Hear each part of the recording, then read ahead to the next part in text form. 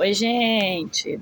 Vamos estudar mais um pouquinho sobre esse livro, né? Hoje eu estou trazendo para vocês a história de Josué. Tem uma sombra aqui no meu olho, né? Deixa eu posicionar aqui o celular de forma que saia essa sombra do olho aqui azul. Pronto, acho que agora saiu, né?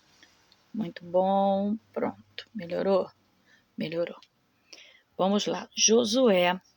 Nós vamos falar um pouquinho sobre Josué, um pouquinho, né? Resumidamente. Nome hebraico significa o Senhor é a salvação. Josué foi o sucessor de Moisés na liderança do povo de Israel na época da conquista de Canaã. Seu nome original era Oséias, Números capítulo 13, versículo 8. O nome Oséias significa salvação, enquanto que Josué significa o Senhor é salvação. O nome dele foi trocado por Moisés como um sinal de reconhecimento de que todas as suas futuras vitórias dependeria de que Deus lutasse por eles em suas batalhas, pois o Senhor seria a sua salvação. Josué era filho de Naum, da tribo de Efraim, número 13, versículo 8, e tinha mais de 40 anos quando deixou o Egito. O nome de Josué aparece pela primeira vez em um contexto militar. Foi uma batalha travada pelos hebreus depois de saírem do Egito em Refidim. Os amalequitas ameaçavam os israelitas. Quando a batalha começou, Moisés e Arão e Hur foram para o alto de uma colina para observá-la. Enquanto Moisés mantinha a mão erguida, Josué vencia. E quando ele as baixava, os amalequitas prevalecia. Arão e Hur então mantiveram os braços de Moisés erguido até o pôr do sol, quando os amalequitas foram destruídos pelo exército israelita de Josué. Êxodo 17, de 8 a 16. A tarefa de Josué não era nada fácil. Ele tinha que selecionar um exército composto de um grupo de ex-escravos que não entendiam nada de guerra e batalhar com eles. No entanto, com a ajuda de Moisés, Arão e Hur, eles venceram o exército inimigo. A maioria dos eruditos concorda que é bem provável que Josué tivesse sido um soldado profissional treinado no Egito pelo exército de Faraó, pois dificilmente um escravo hebreu entendia de estratégia militar de guerra. Um argumento a favor dessa ideia é o fato de Moisés ter considerado Josué suficientemente experiente em combates para apontá-lo como líder da tarefa da guerra de Israel. Josué também foi um dos 12 espias enviados para sondar Canaã durante 40 dias, lá em Números 13, versículo 16. Foi escolhido para ser o representante da tribo de Efraim, Números capítulo 13, versículo 8. Ser escolhido como um dos 12 espias deu-lhe oportunidade de aprender em primeira mão sobre a natureza dos moradores de Canaã e sobre a topografia daquela terra. Sem dúvida, esta informação tornou-se importantíssima quando chegou a hora de planejar a campanha da conquista de Canaã. No entanto, 10 dos 12 espias voltaram com um resultado negativo, dizendo que seria impossível o povo conquistar a terra. Somente Josué e Calebe confiaram em Deus e disseram que o lugar era possível de ser conquistado. Por causa dessa postura de fé de Josué e Calebe, eles foram os únicos homens da nação israelita daquela época que viveram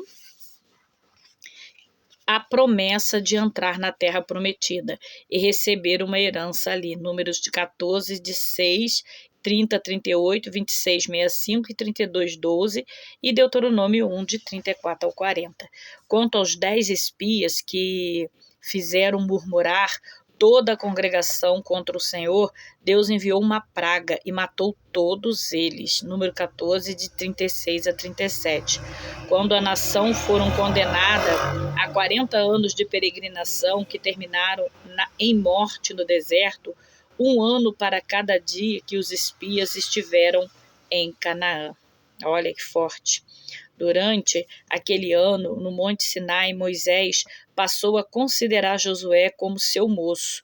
Josué passou a servir como auxiliar direto de Moisés e foi a única pessoa autorizada a subir com ele no Sinai quando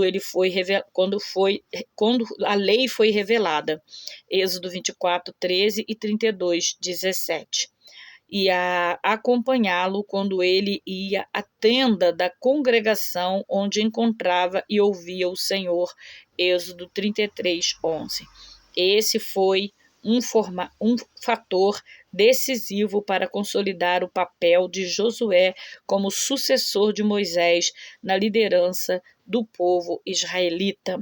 Essa sucessão foi registrada oficialmente em Números, capítulo 27, versículo 18 a 23. A passagem narra que Moisés impôs publicamente as mãos sobre Josué e compartilhou o espírito da sabedoria com ele. Números 27, 18 a 23 e Deuteronômio 34, versículo 9.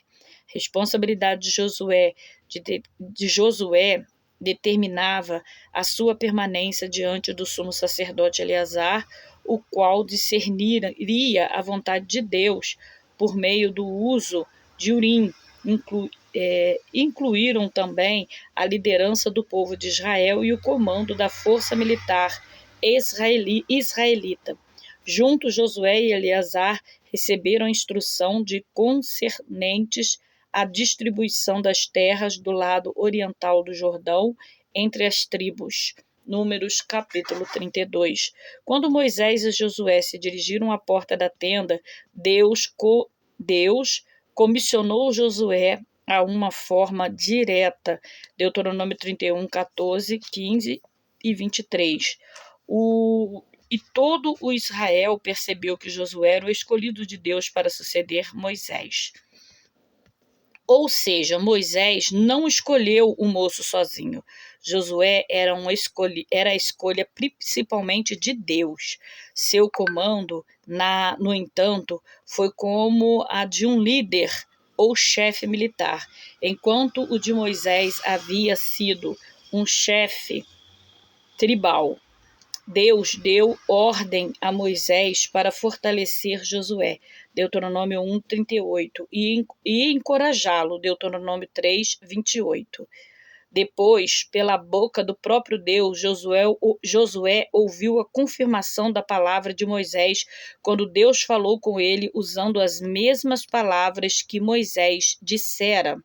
Esforça-te, tem bom ânimo, lá em Josué, capítulo 1, versículo de 6 a 9. Depois da morte de Moisés, Josué e o povo de Israel acompanharam a leste do Jordão. 2 imensos problemas estavam diante de Josué, e você vai ver esses problemas na próxima aula, no próximo estudo. Até lá.